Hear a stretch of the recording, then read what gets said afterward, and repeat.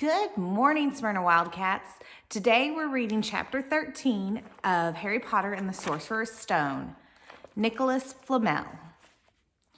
Dumbledore had convinced Harry not to go looking for the Mirror of Ezrid again, and for the rest of the Christmas holiday, the invisibility cloak stayed folded at the bottom of his trunk. Harry wished he could forget what he'd seen in the mirror as easily, but he couldn't. He started having nightmares. Over and over again, he dreamed about his parents disappearing in a flash of green light, while a high voice crackled with laughter. You see, Dumbledore was right. The mirror could drive you mad, said Ron when Harry told him about those dreams. Hermione, who came back the day before term started, took a different view of things.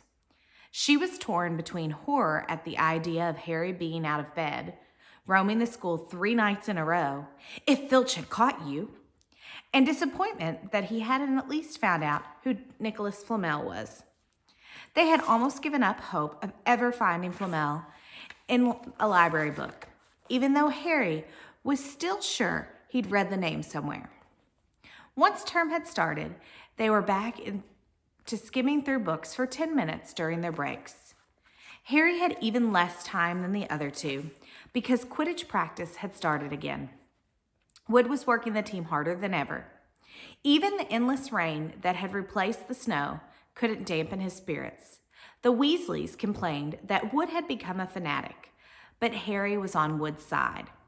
If they won their next match against Hufflepuff, they would overtake Slytherin in the House Championship for the first time in 7 years. Quite apart from wanting to win, Harry found that he had fewer nightmares when he was tired out after training.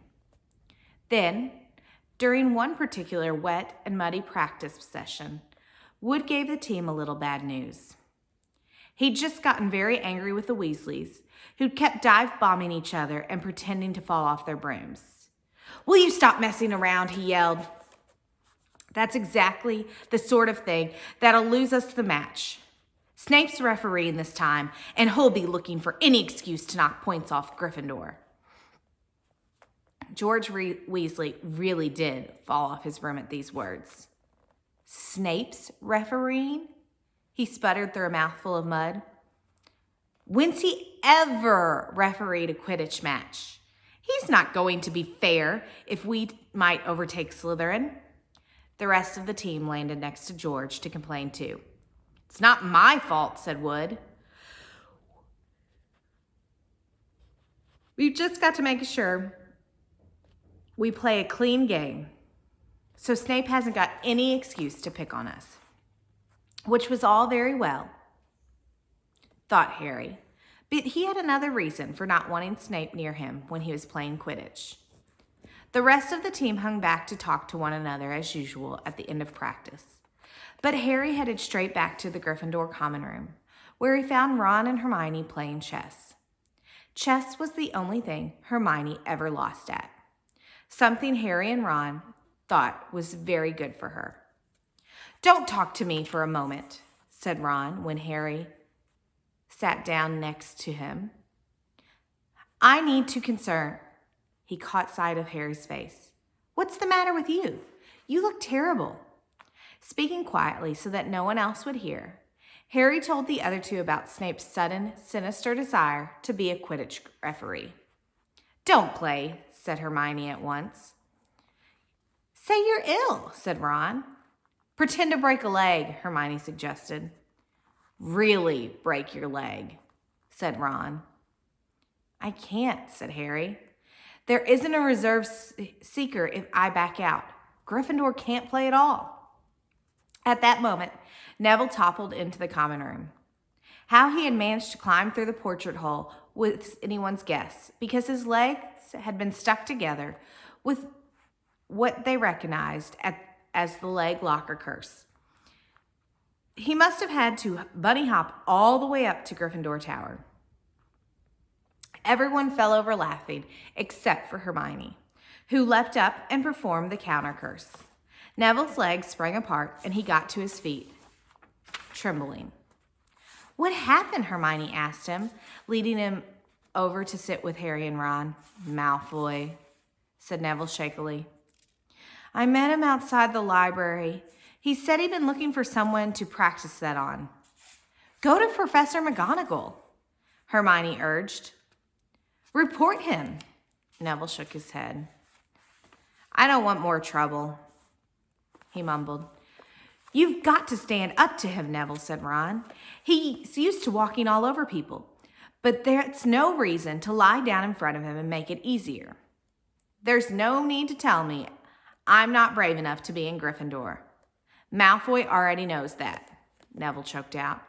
Harry felt in the pocket of his robes and pulled out a chocolate frog, the very last one from the box Hermione had given him for Christmas. He gave it to Neville, who looked as though he might cry.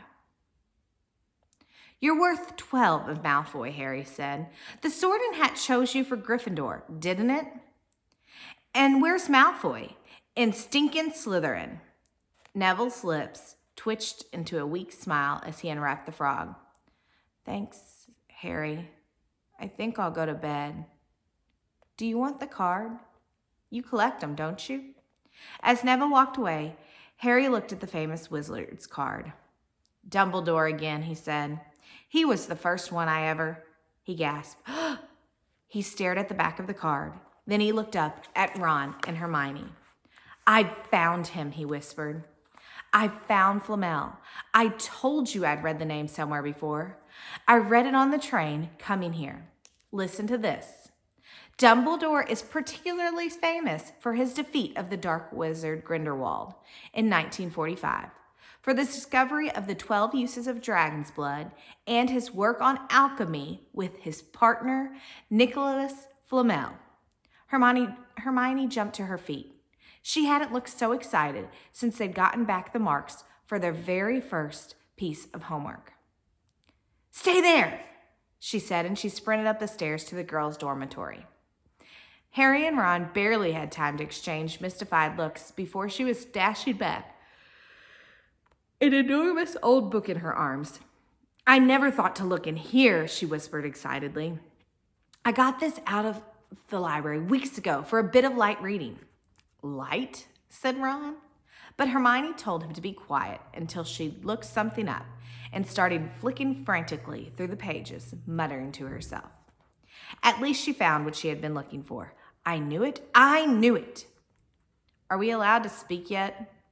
Said Ron grumpily. Hermione ignored him. Nicholas Flamel, she whispered dramatically, is the only known maker of the Sorcerer's Stone. This didn't have quite the effect she'd expected. The what? Said Ron and Harry. Oh, honestly, don't you two read? Look, read that there. She pushed the book towards them, and Ron and Harry read. The ancient study of alchemy is concerned with making the Sorcerer's Stone, a legendary substance with astonishing powers. The stone will transform any metal into pure gold. It also produces the elixir of life, which will make the drinker immortal. There have been many reports of the Sorcerer's Stone over the centuries, but the only stone currently in existence belongs to Mr. Nicholas Flamel, the noted alchemist and opera lover. Mr. Flamel, who celebrated his 665th birthday last year, enjoys a quiet life in Devon with his wife, Purnell, 658. See, said Hermione, when Harry and Ron had finished. The dog must be guarding Flamel's Sorcerer's Stone. I bet he asked Dumbledore to keep it safe for him because they're friends and he knew someone was after it. That's why he wanted the stone moved out of Gringotts. A stone that makes gold and stops you from dying? Said Harry. No wonder Snape's after it. Anyone would want it.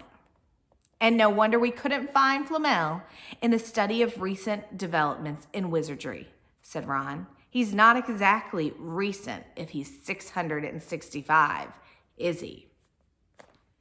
The next morning, in defense against the dark arts, while copying down different ways of treating werewolf bites, Harry and Ron were still discussing what they'd do with the Sorcerer's Stone if they had one. It wasn't until Ron said he'd buy his own Quidditch team that Harry remembered about Snape and the coming match. "I'm going to play," he told Ron and Hermione. "If I don't, all the Slytherins will think I'm too scared to face Snape. I'll show them. It'll really wipe the smiles off their faces if we win." "Just as long as they're not wiping you off the field," said Hermione. As the match drew nearer, however, Harry became more and more nervous. Whatever he told Ron and Hermione, the rest of the team wasn't too calm either. The idea of overtaking Slytherin in the house championship was wonderful. No one had done it for 7 years. But would they be allowed to, with such a biased referee? Harry didn't know whether he was imagining it or not, but he seemed to keep running into Snape wherever he went. At times, he even wondered whether Snape was following him, trying to catch him on his own. Potions lessons were turning into sort of a weekly torture. Snape was so horrible to Harry. Could Snape possibly know they'd found out about the Sorcerer's Stone? Harry didn't see how. Yet, he sometimes had a horrible feeling that Snape could read minds. Harry knew when they wished him good luck outside the locker room the next afternoon that Ron and Hermione were wondering whether they'd ever see him alive again. This wasn't what you'd call comforting. Harry hardly heard a word of Wood's pep talk as he pulled out on his Quidditch robes and picked up his Nimbus 2000. Ron and Hermione, meanwhile, had found a place in the stands next to Neville, who couldn't understand why they looked so grim and worried, or why they had both brought their wands to the match. Little did Harry know that Ron and Hermione had been secretly practicing the leg locker curse. They'd gotten the idea from Malfoy using it on Neville, and were ready to use it on Snape if he showed any sign of wanting to hurt Harry. "Now don't forget, it's Locomotor Mortis," Hermione muttered as Ron dipped his wand up his sleeve. "I know," Ron snapped. "Don't nag." Back in the locker room, Wood had taken Harry aside. "Don't want to pressure you, Potter, but if we ever need an early capture of the snitch, it's now. Finish the game before Snape can favor Hufflepuff too much." "The whole school's out there," said Fred Weasley, peering out the door. "Blimey, Dumbledore came to watch." Harry's heart did a somersault. "Dumbledore," he said, dashing to the door to make sure. Fred was right. There was no mistaking that silver beard. Harry could have laughed out loud with relief. He was safe. There was simply no way that Snape would dare to try to hurt him if Dumbledore was watching. Perhaps that's why Snape was looking so angry as the teams marched onto the fields, something that Ron noticed too. "I've never seen Snape look so mean," he told Hermione. "Look, they're off. Ouch!" Someone had poked Ron in the back of the head. It was Malfoy. "Oh, sorry, Weasley. Didn't see you there." Malfoy grinned broadly at Crabbe and Goyle. "Wonder how long Potter's going to stay on that broom of his this time. Anyone want to bet?" "What about you, Weasley?" Ron didn't answer. Snape had just awarded Hufflepuff a penalty because George Weasley had hit a bludger at him. Hermione, who had all her fingers crossed in her lap, was squinting fixedly at Harry, who was circling the game like a hawk, looking for the snitch. "You know how I think they chose people for the Gryffindor team?" said Malfoy loudly a few minutes later, as Snape awarded Hufflepuff another penalty for no reason at all. "It's people they feel sorry for. See, there's Potter, who's got no parents. Then there's the Weasleys, who've got no money. You should be on the team, Longbottom. You've got no brains." Neville went bright red, turned in his seat to face Malfoy. "I'm worth 12 of you, Malfoy," he stammered. Malfoy, Crabbe, and Goyle howled with laughter. But Ron, still not daring to take his eyes from the game, said, "You tell him, Neville." "Longbottom, if brains were gold, you'd be poorer than the Weasleys. And that's saying something. Ron's nerves were already stretched to the breaking point with anxiety about Harry. I'm warning you, Malfoy. One more word. Ron, said Hermione suddenly. Harry! What? Where? Harry had suddenly gone into a spectacular dive, which drew gasps and cheers from the crowd. Hermione stood up, her crossed fingers in her mouth, as Harry streaked towards the ground like a bullet. You're in luck, Weasley. Potter's obviously spotted some money on the ground, said Malfoy. Ron snapped. Before Malfoy knew what happened, Ron was on top of him, wrestling him to the ground. Neville then clambered over to help. Come on, Harry,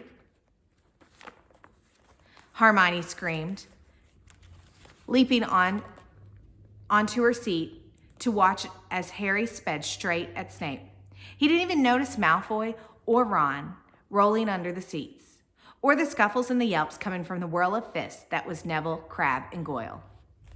Up in the air, Snape turned on his broomstick just in time to see something scarlet shoot past him, missing him by inches.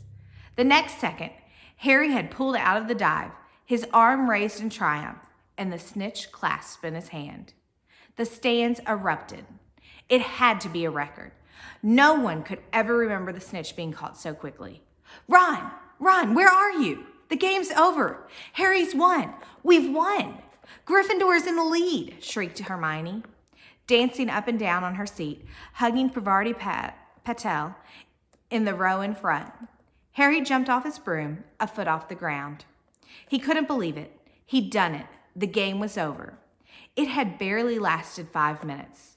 As Gryffindor came spilling onto the field, he saw Snape land nearby, white-faced and tight-lipped.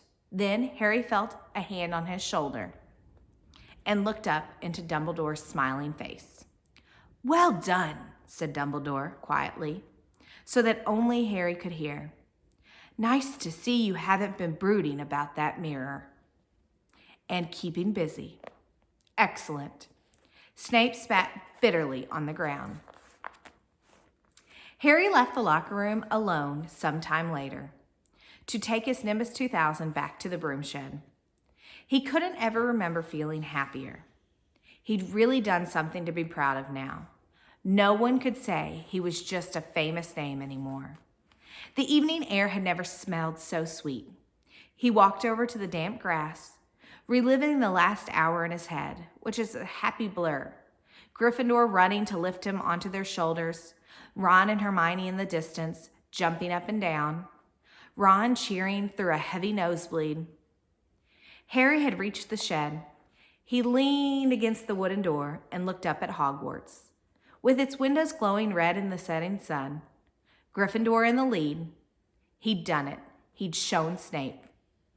And speaking of Snape, a hooded figure came swiftly down the steps in front of the castle. Clearly not wanting to be seen, it walked as fast as possible towards the Forbidden Forest. Harry's victory faded from his mind as he watched. He recognized the figure's prowling walk. Snape, sneaking into the forest while everyone else was at dinner. What was going on? Harry jumped back on his Nimbus 2000 and took off. Gliding silently over the castle, he saw Snape enter the forest at a run. He followed. The trees were so thick he couldn't see where Snape had gone. He flew in circles lower and lower, brushing the top of the branches until he heard voices. He glided towards them and landed noiselessly in a towering beech tree. He climbed carefully along one of the branches, holding tight to his broomstick, trying to see through the leaves. Below, in a shadowy clearing, stood Snape, but he wasn't alone. Quirrell was there too. Harry couldn't make out the look on his face, but he was stuttering worse than ever. Harry strained to catch what they were saying. Don't know why you wanted to meet me here of all places, Severus. Oh, I thought we'd keep this private, said Snape, his voice icy. Students aren't supposed to know about the Sorcerer's Stone, after all. Harry leaned forward. Quirrell was mumbling something, Snape interrupted him. Have you found out how to get past the beast of Hagrid's yet? But Severus, You don't want me as your enemy, Quirrell, said Snape, taking a step towards him. I don't know what you know perfectly well what I mean. An owl hooted loudly, and Harry nearly fell out of the tree. He steadied himself in time to hear Snape say, Your little bit of hocus pocus. I'm waiting. But I don't. Very well, Snape cut in. We'll have another little chat soon, when you've had time to think things over and decided where your loyalties lie. He threw his cloak over his head and strode out of the clearing. It was almost dark now, and Harry could see Quirrell standing quite still, as though he was petrified. Harry, where have you been? Hermione squeaked. We won, you won, we won, shouted Ron, thumping Harry on his back. And I gave Malfoy a black eye, too, and Neville tried to take Crabbe and Goyle single-handedly. He's still out cold, but Madame Pomfrey said he'll be all right. Talk about showing Slytherin. Everyone's waiting for you in the common room. We're having a party. Fred and George stole some cakes and some stuff from the kitchen. Never mind that now, said Harry breathlessly. Let's find an empty room. You wait till you hear this. He made sure Peeves wasn't inside before shutting the door behind them. Then he told them what he'd heard and seen. So you were right. It is the Sorcerer's Stone, and Snape's trying to force Quirrell to get it for him? He asked if he knew how to get past Fluffy, and he said something about Quirrell's hocus pocus. I reckon there are other things guarding the stone apart from Fluffy. Loads of enchantments, probably, and Quirrell would have done some anti-dark art spell that Snape needed to break, though. So you mean the stone's only safe as long as Quirrell stands up to Snape? Said Hermione in alarm. It'll be gone by next Tuesday, said Ron.